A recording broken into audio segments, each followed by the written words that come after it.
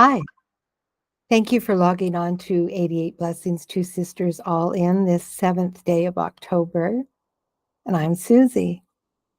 Today, Oswald brings to us a devotion entitled The Nature of Reconciliation.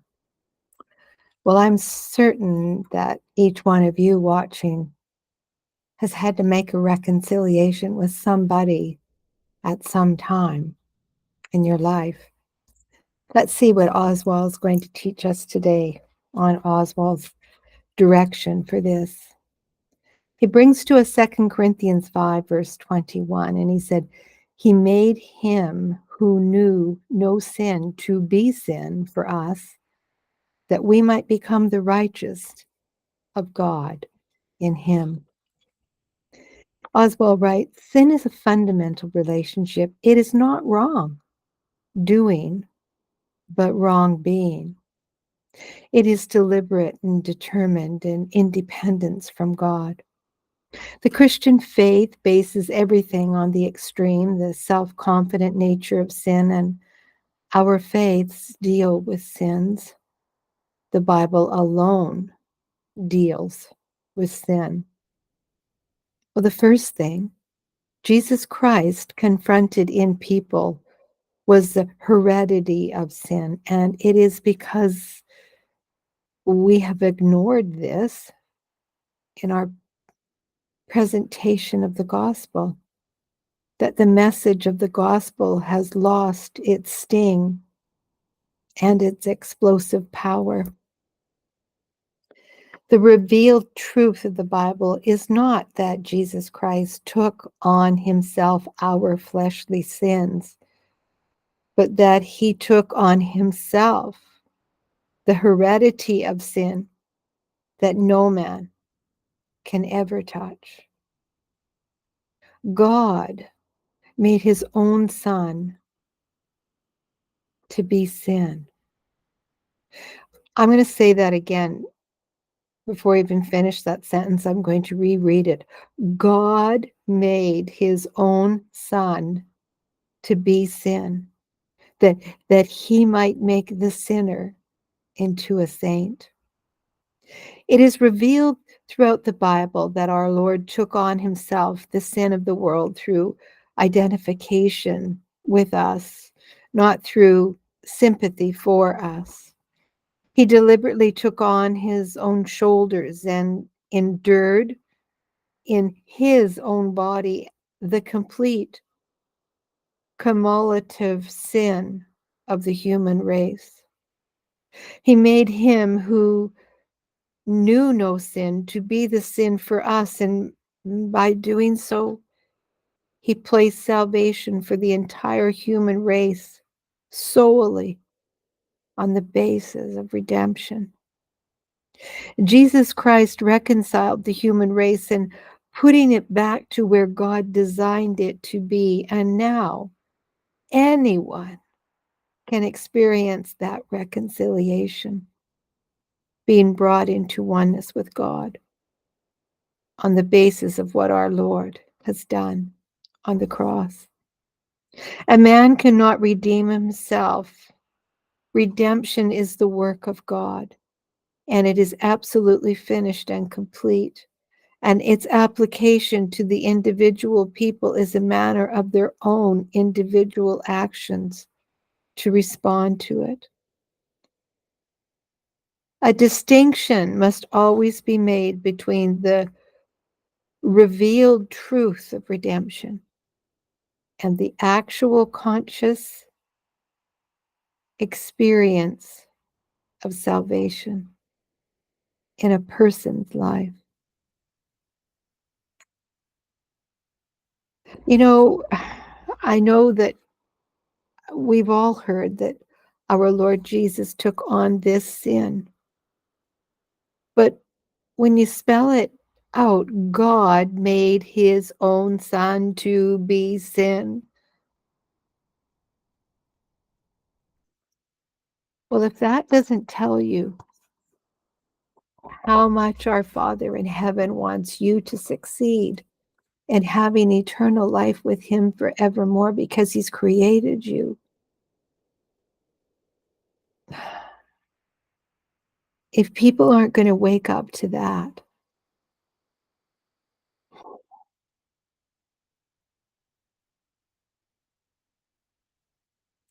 all I can say is, oh, what a Savior, the Son of Almighty God is.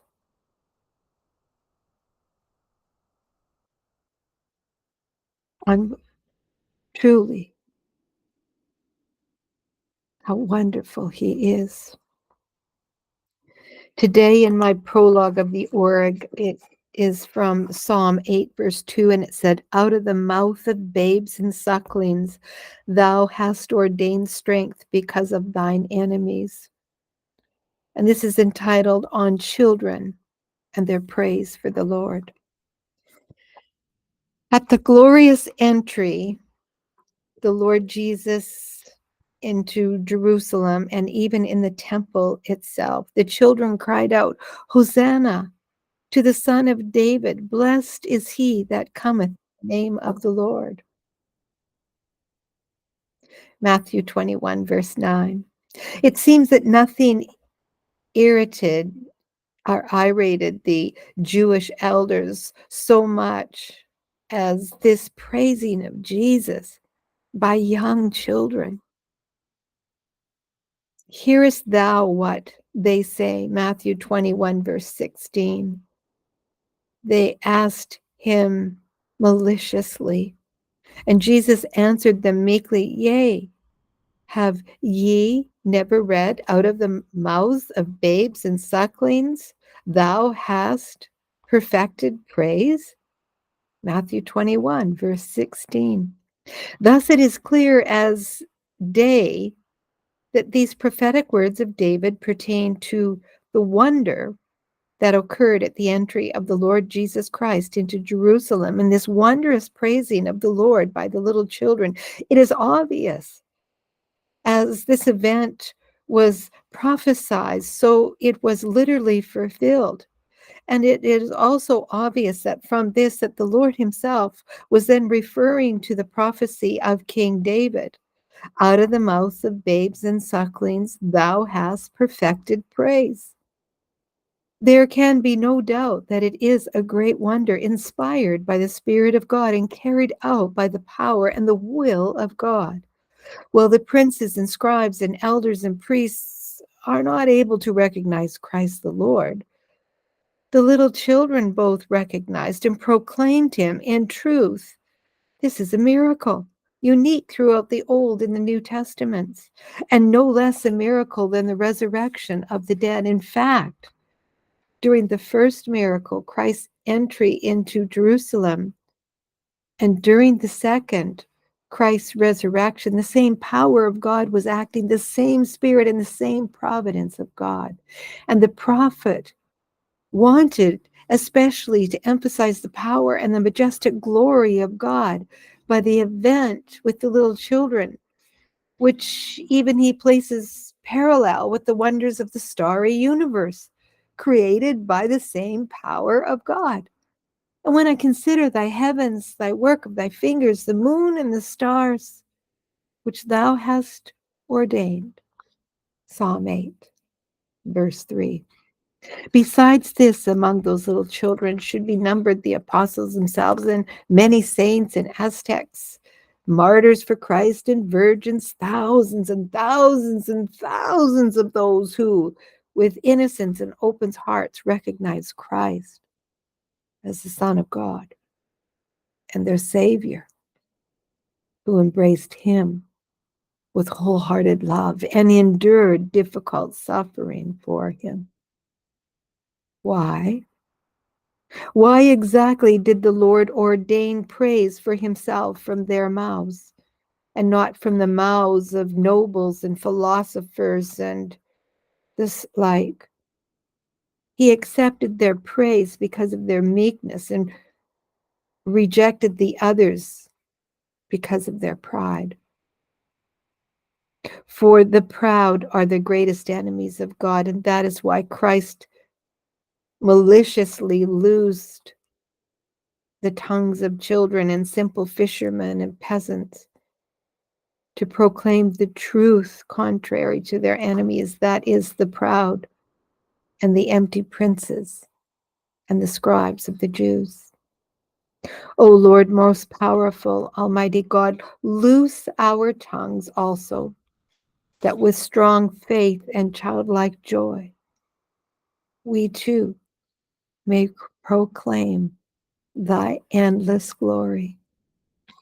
To thee be the glory and praise forevermore. Out of the mouth of babes, they praise the Lord.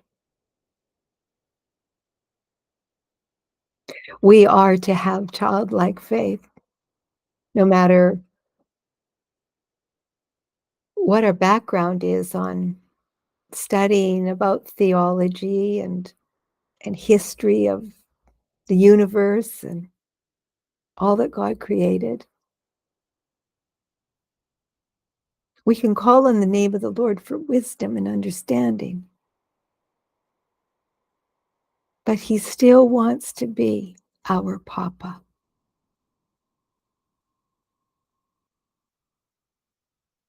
No matter what our age. I remember when I was a grandmother and I was having a conversation with my dad, and I was getting a bit disturbed, shall I say, over the conversation. And I said, well, Dad, like I was trying to feel like, I'm not a little kid here, Dad. I said, I'm a Baba too, and Baba is grandma in Ukrainian. And he said, I know. And I'm a Jido. He said, I don't like being told what to do either. And we kind of laughed and we grinned. Because here we were, grandparents, and still talking, irritating the other one with a comment or action or whatever we did. But we're still our Heavenly Father's kid. And you are part of the royal family, the real royal family of the Most High Kingdom, of the Most High God.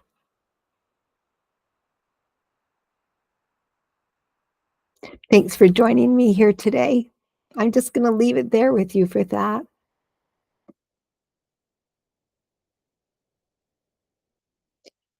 But one thing we can do throughout the day, let's remember the children that have been missing, whether it's at a border or at a home, something. Remember the little children. Ask our Father in heaven to embrace them, lead them back home. Thanks again, and God willing, I'll see you tomorrow. Bye now.